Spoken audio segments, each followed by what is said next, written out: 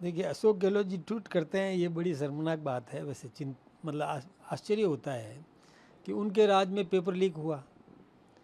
उनके राज में जो पेपर लीक हुआ, जिसका खामियाजा योग्य अभ्यर्थियों को भी भुगतना पड़ रहा है। जो योग्य थे, अब छटनी नहीं हो सकती थी कि जांच जितनी हुई, जितने दोषियों को गिरफ्तार किया वो ठीक है, लेकिन बाकी जो शेष रह गए उनमें से भी कुछ हो सकता है कि कोई पेपर लीक से संबंधित कुछ लोग हों, लेकिन अधिकांश योग्य हैं। लेकिन उनको भी दोबारा परीक्षा देना पड़ रहा है।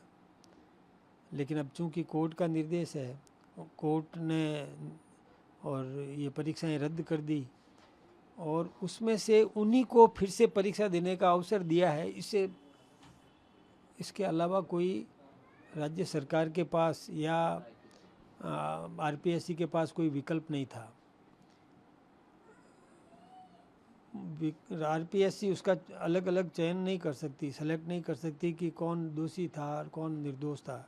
वो जांच के अधीन होता है। लेकिन उन्हीं को फिर से परीक्षा में बिठाना, ये एक मजबूरी थी। ये बात सही है कि उन लोगों का अभ्यास टूट गया जो पहले निरंतर पढ़ाई करते थे, और उसमें जो परीक्षा होती है और एक जो नौकरी पे लग गए, थोड़ा अभ्यास टूट जाता है तो थोड़ा फ़र्क तो पड़ता ही है।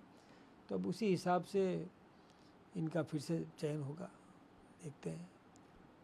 भाई साहब, मेरा दूसरा क्वेश्चन ये था, ईडी ने पहले कार्रवाई करी थी ये राजस्थान में अशोक गहलोत सरकार के कार्यकाल में जल जीवन मिशन घोटाला सामने आया था, भ्रष्टाचार की बातें सामने आई थी। ईडी ने कार्रवाई करके पूर्व जो जलदाय मंत्री थे, कांग्रेस नेता थे महेश जोशी को गिरफ्तार करा, 7 महीने वो जेल भी रहे और फिर उसके बाद जमानत पे छूटे।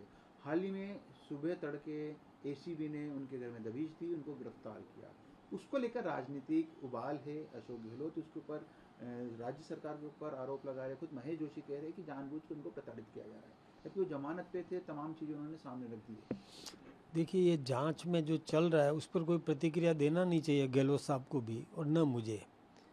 मेरा तो यही कहना है कि दूध का दूध और पानी का पानी होना चाहिए। जो जांच में सामने आएगा, दोषी दंडित होगा और निर्दोष बचेगा। ये सारी स्थिति आएगी। गबन तो हुआ है। ये बात सही है कि हम जहाँ कहीं भी आज भी जाते हैं तो वहाँ पानी की शिकायत लोग करते हैं कि टंकी बनी हुई है, पानी नहीं है, पानी पहुँच नहीं पा रहा है, पाइपलाइंस लगी नहीं है। तो ये तो गलत ही हुआ है। लेकिन अब इसमें जांच को प्रभावित करने के लिए किसी भी नेता को स्टेटमेंट नहीं देना चाहिए। तो वैसे मेरा लास्ट प्रश्न है, पश्चिम बंगाल के नए मुख्यमंत्री के रूप में शुभेंदु अधिकारी ने शपथ ले ली है, किस तरह की शुभकामनाएं देंगे आप?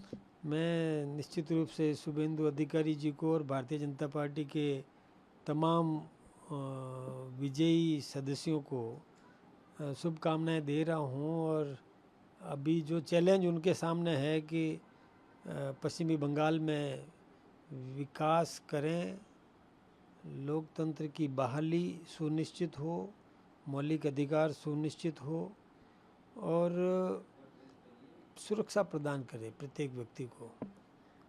जहाँ जिस प्रकार से गुंडा राज चल रहा था उसका खात्मा हुआ है और अब सही तरीके से शासन चले, सुशासन स्थापित करे, ये अपेक्षा है मुझसे। Thank you.